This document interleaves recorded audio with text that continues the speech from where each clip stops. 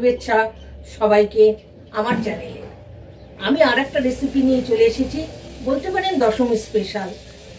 বানিয়ে নিন, চলুন দেখে নিন। চিকেন বিরিয়ানির জন্য চিকেন নিয়েছি। তা এবার এটাকে আমার আধা ঘন্টা ম্যারিনেশন করব। ম্যারিনেশনের জন্য আমার জল ঝরানো টক দই লাগছে। আপনারা আপনাদের যতটা পরিমাণ হবে সেই মতন দেবেন। এবার আমি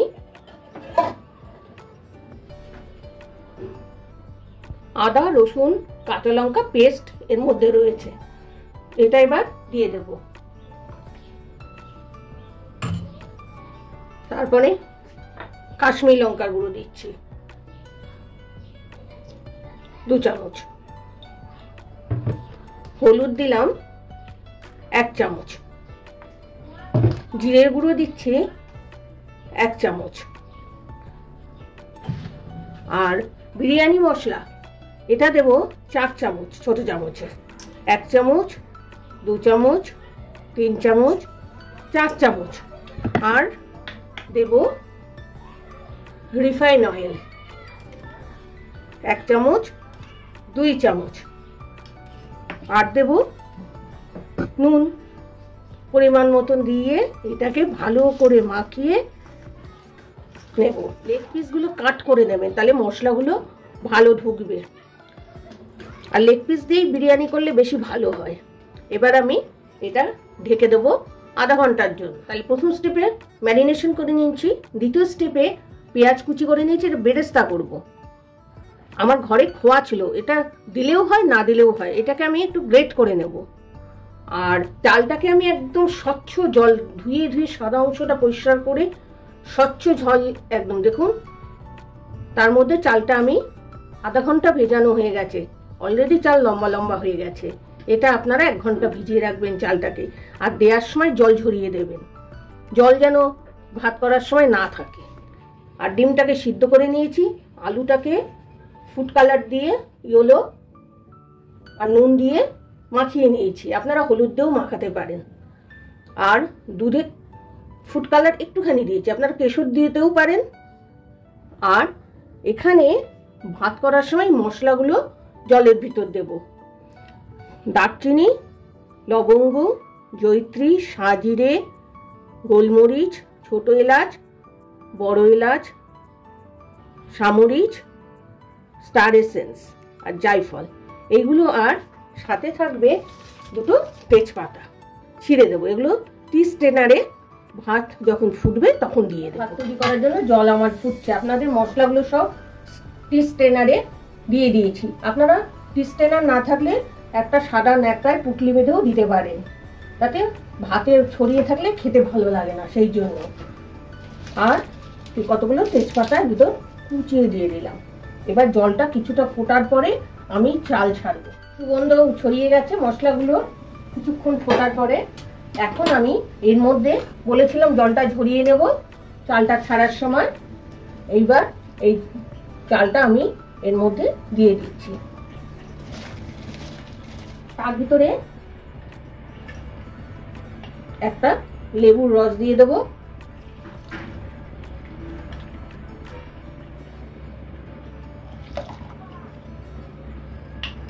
আর 2 চামচ তেল দেব রিফাইন অয়েল, আর 2 চামচ লবণ দিয়ে দেবো পরিমাণ মতন।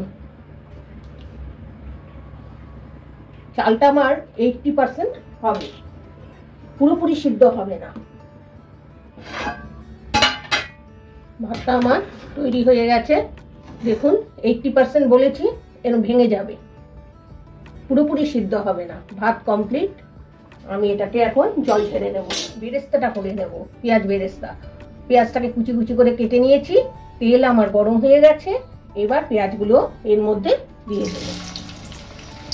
যখন আপনারা তেল দেবেন রিফাইন তেল, তার সাথে 2 চামচ ঘি দিয়ে দেবেন। আমি এখন ঘিটা 2 চামচ দিয়ে দিচ্ছি, পরে দিলেও অসুবিধা নেই। আর এটা হাই ফ্লেমে 15 মিনিট লাগে বেরেস্তাটা করতে, সমানে নাড়তে হয়। এটা বেশি ভাজলে এটা তিতো হয়ে যায়।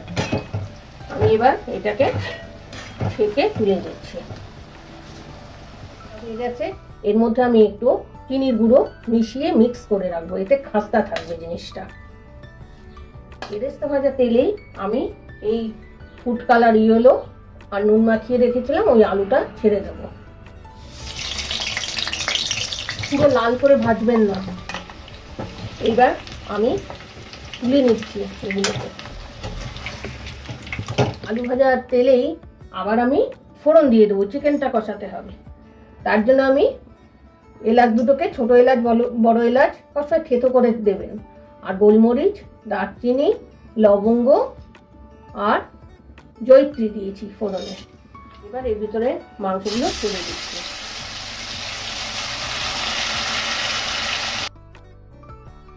আমার চিকেনটা হয়ে গেছে সিদ্ধ, গায়ের থেকে মাংস ছাড়িয়ে আসছে।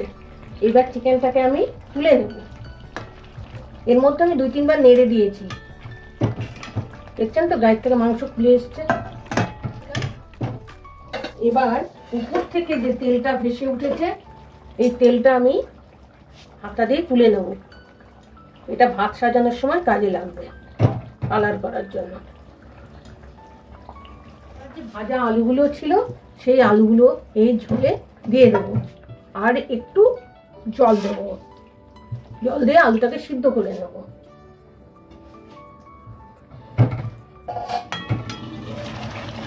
দেখুন আলুটা আমার সিদ্ধ হয়ে গেছে। মশলার সাথে যে মাংসগুলো তুলে রেখেছিলাম সেই মাংসগুলো এর ভিতর দিয়ে দেবো। 1 চামচ বেরেস্তা দেবো এর মধ্যে, আর 1 চামচ রোজ এসেন্স দেবো,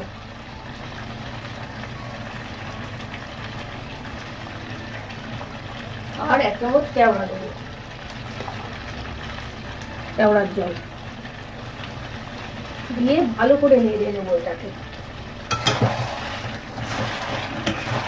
প্রথমে ডেকচিটা গরম করে আমি ঘি মাখিয়ে নিয়েছি। এবার প্রথমে যে কড়াইতে যে মশলাটা রয়েছে আমার কষানো, এইটা দিয়ে দেব। এইটা নিচে দিলে পোড়ার ভয় থাকবে না। দুধে যে ফুড কালারটা মিশিয়ে রেখেছিলাম আপনারা, সেইটার মধ্যে 1 চামচ আমি রোজ ওয়াটার দিয়ে দিচ্ছি, আর 1 চামচ কেওড়ার জল দিয়ে দিচ্ছি, আর 2-4 ফোঁটা মিঠা আতর। এটাকে এবার নাড়িয়ে নেব। মশলাটা দিয়ে কড়াইটা ধুয়ে যে একটু জল দিয়ে দিয়েছি এর মধ্যে। এবার আমি ভাত দিচ্ছি। এবার চিকেন সাজিয়ে দিচ্ছি।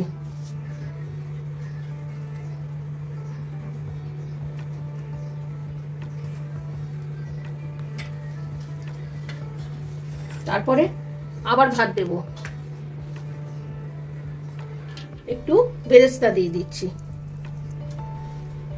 বিরিয়ানি মশলা,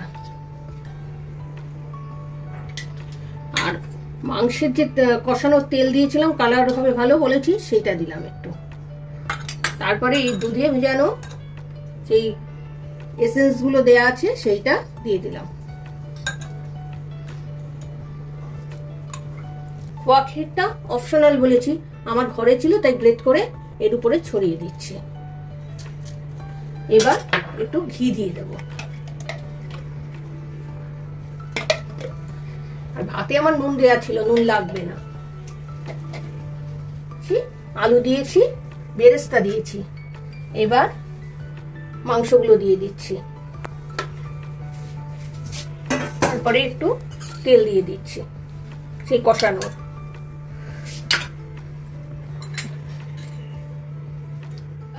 শেষ লেয়ারিং, আমার শেষ লেয়ারিং এ থাকছে ডিমগুলো।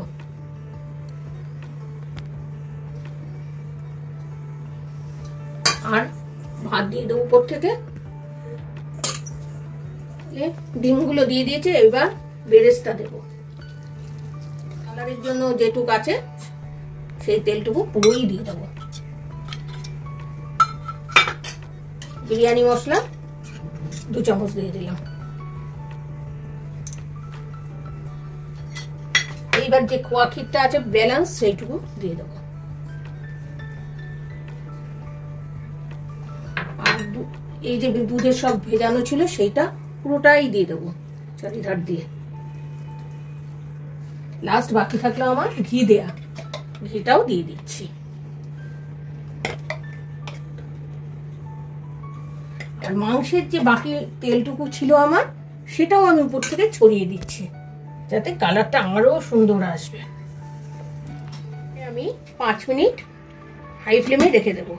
5 মিনিট পরে আমি এটা আস্তে করে লোহার একটা তাওয়া দিয়ে দিয়েছি। আপনাদের লোহার তাওয়া না থাকলে একটা ননস্টিক তাওয়ায় বসিয়ে দেবেন। তারপর আটা দিতে হবে না, একটা শিল ভারী চাপা দিয়ে দেবেন আর 20 মিনিট রাখবেন এটাকে।